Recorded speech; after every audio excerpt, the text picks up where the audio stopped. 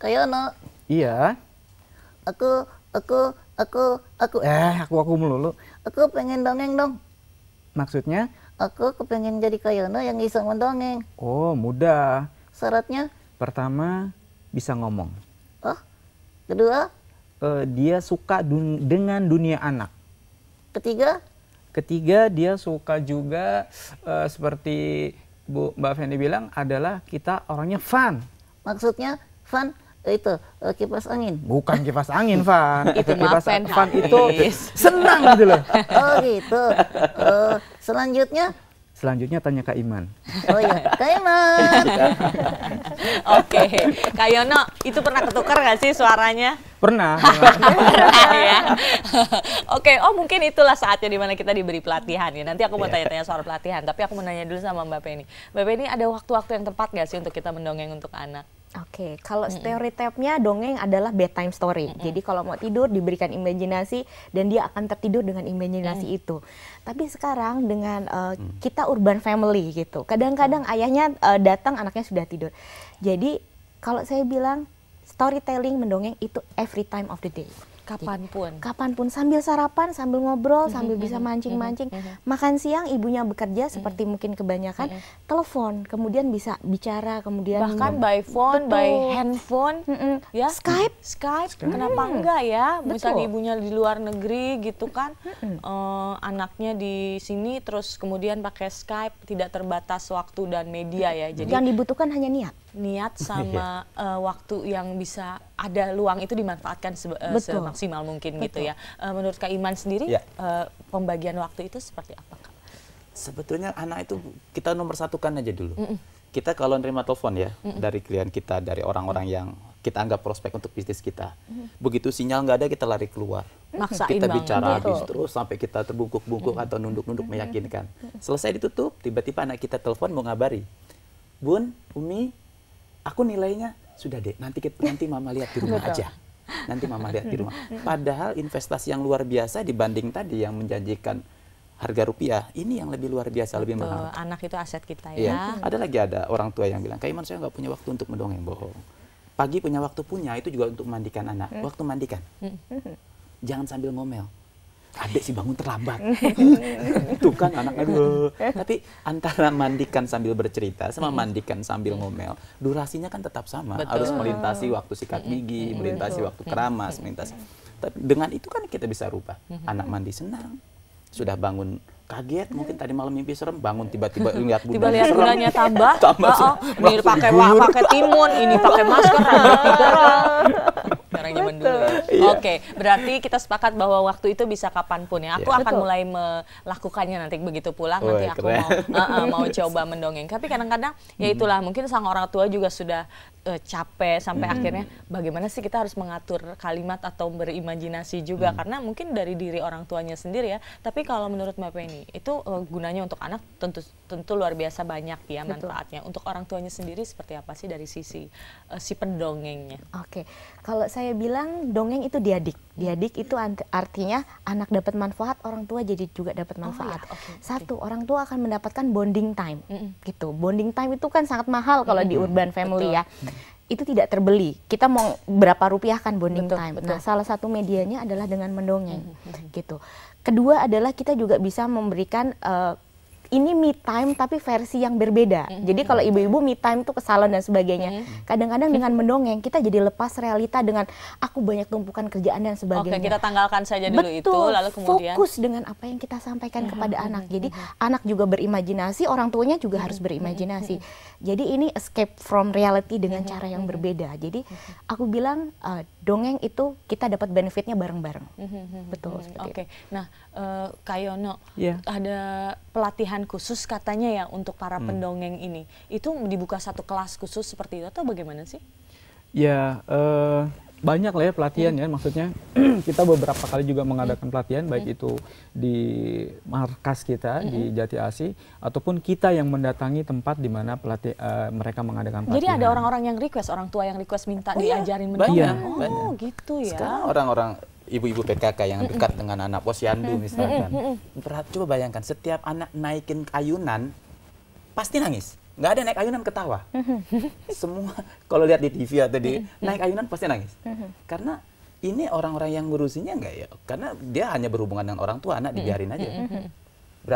Kemarin berapa kilo? Ya, kenapa nggak datang? Anak udah bingung. Tiba-tiba dipegang, dimasukin ke timbangan. Dimasukin ke timbangan. Jadi kita bisa datang ke lokasi para pemerhati anak, para guru, para orang tua, dan perlu diingat bahwa pendongeng pertama yang kita kenal sebagai manusia adalah ibu. Betul. Setuju. Adalah ibu. Pendongeng pertama yang kita kenal adalah ibu. Dalam kandungan sudah diceritakan. Kak Iman nggak bisa dongeng, bisa semua.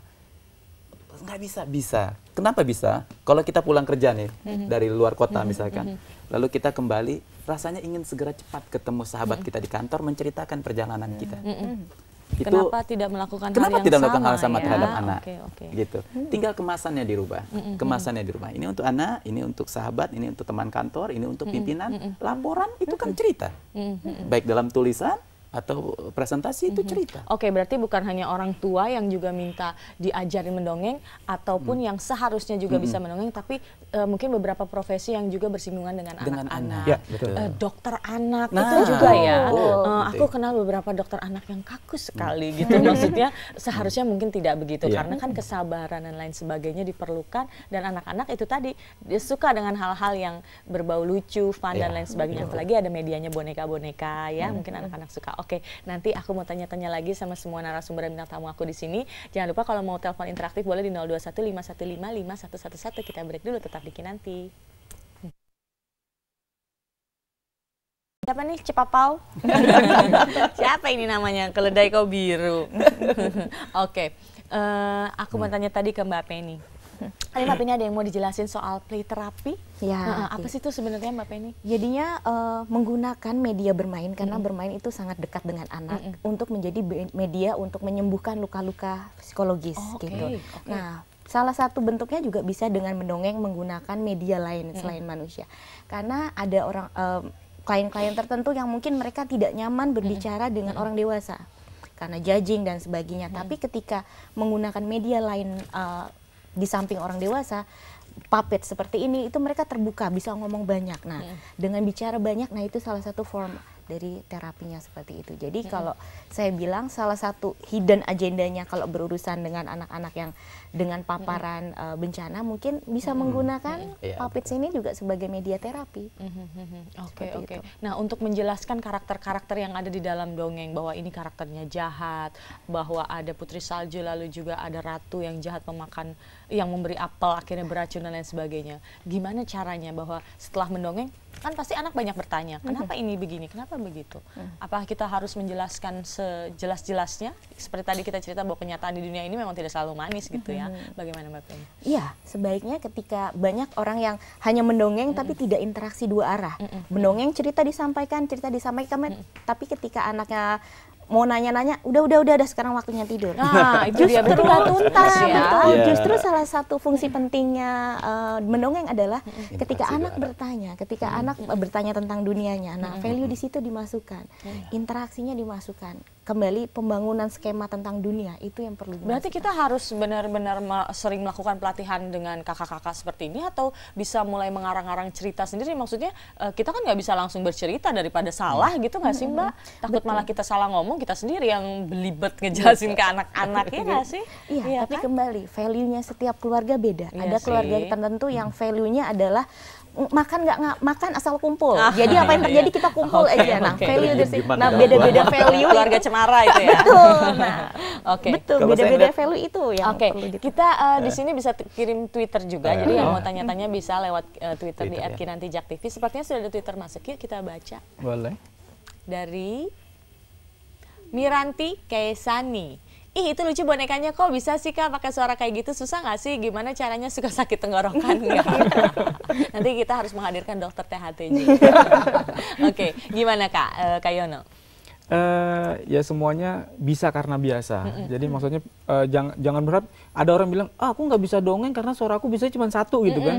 Prinsipnya mungkin kalau secara umum kita punya suara 3 loh mungkin bahasanya. Suara biasa 1, suara anak-anak, suara besar, halo, misalkan semua apa enggak suara kecil, halo, Iya, gitu. Itu oke. minimal kita udah punya 3 itu. 3 bisa memainkan peran lah ya. Iya, betul. Oke. Ya. Nah, kalau Kak Yono sendiri suka sakit tenggorokan nggak?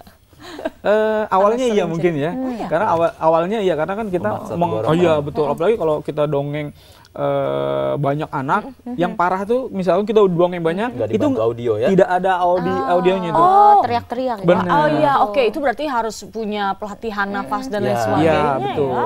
Oke, tapi aku punya obatnya, nanti abis acara ini aku kasih tahu. Aku dulu kalau siaran suka sampai tengah malam tuh tenggorokan kering, nanti aku kasih ada obatnya. Tapi bukan iklan aja. ya? Bukan, makanya nanti nggak aku ngomongin di sini. Nah, boleh dong dicontohin ada berapa suara yang bisa? Tadi kayaknya ada Oh, iya. suara-suara Popeye, Donald, ada Donald kan di situ, coba lihat. Nih. Iya, biasa kita nih para pendongeng pada umumnya kalau sebelum kita bermain kita ice breaking dulu. Ice breaking. Di antara ice breaking itu Betul. mungkin kita keluaran binatang-binatang yang mereka sudah Sudah anak-anak kenal. betul, Oke. anak-anak sudah paham. Misalkan Sapa anak aku kan di rumah, Ilma ini pasti dia lagi nonton. Siapa? Ilma. Ilma. Ya, mungkin Oke. mungkin ini lagi suara ini misalkan. Mickey Mouse. Apa kabar semuanya teman-teman? Oh, ternyata belum pada bangun ya. Hai, bangun, bangun. Itu suaranya Oke. begitu. Biasa kembali lagi ada misalkan ada antagonis, protagonis. Saya biasanya sering memakai binatang monyet itu untuk antagonis. Jadi dia kan lebih gini. Oke, berisik dan lain sebagainya. Misalkan Iya, begitu. iya. Oke. Nah, tadi Kak Iya. Iman kayaknya bisa suara-suara lain juga, boleh dong? Aku mau denger dong, Kak. Suara Popeye. Tenang, Olive. Aku akan menolongmu. Siapapun yang jahat padamu, aku akan membantu. Tapi tunggu, aku akan makan bayam terlebih dahulu. Olive! Kata Popeye si pelaut. Oke ya, tentunya anak-anak senang ya kalau misalnya bisa dekat dengan tokoh-tokoh yang tidak nyata tapi sebenarnya ada ya, karena Ya. memang seperti itu, bahwa pertama kali kartun dunia dongeng dan boneka dibuat itu adalah untuk mendekatkan diri ke anak-anak. Nah, Kak Iman sendiri dikonsep dulu nggak kalau misalnya mau datang ke suatu tempat dan bercerita, lalu pesan moral apa yang mau diselipkan di dalamnya? Ya, itu penting. Jadi begitu kita mau masuk ke satu tempat, kita cek dulu. Nih anak dari latar belakang anak, latar belakang tempat tinggal, lalu komunitas, lalu keluarga, itu kita lihat dulu. Lalu jumlah anak, itu kita lihat. Lalu apa yang diinginkan sama pihak pengundang, baru kita masukkan temanya. Jadi nggak bisa kita datang tiba-tiba, datang dongeng dadakan, ya bisa aja. Mungkin karena sudah biasa, tapi hasilnya nggak akan maksimal. Antara yang disiapkan sama yang tidak disiapkan. Jadi sebelum kita datang, kita suka telepon, kita cek semuanya. Oke, Bahkan jadi kalau research cukup dulu besar, nggak ya, sembarangan nggak loh sembarangan. ya. Oke. Kalau cukup besar, kita akan ada kirim tim dulu untuk survei.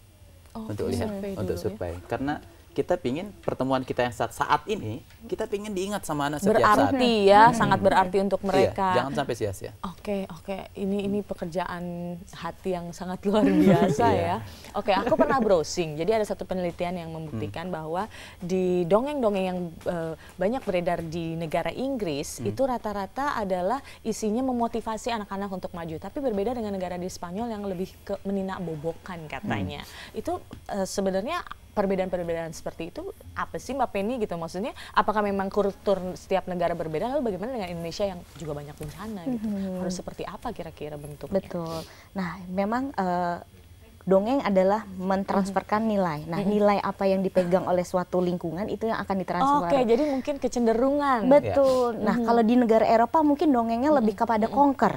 Kenapa? Kenapa mereka secara kultur pun, secara demografi mereka tidak kaya, sehingga mereka mesti mengkanker negara tertentu untuk akhirnya mendapatkan sumber daya. Jadi kalau mungkin Don Quixote dan sebagainya, itu semua memang konteks utamanya adalah menaklukkan orang lain, negara lain, tempat lain gitu, karena value-nya. Sedangkan kalau di Indonesia mungkin kepada cinta ibu dan ayah, keluarga dan sebagainya.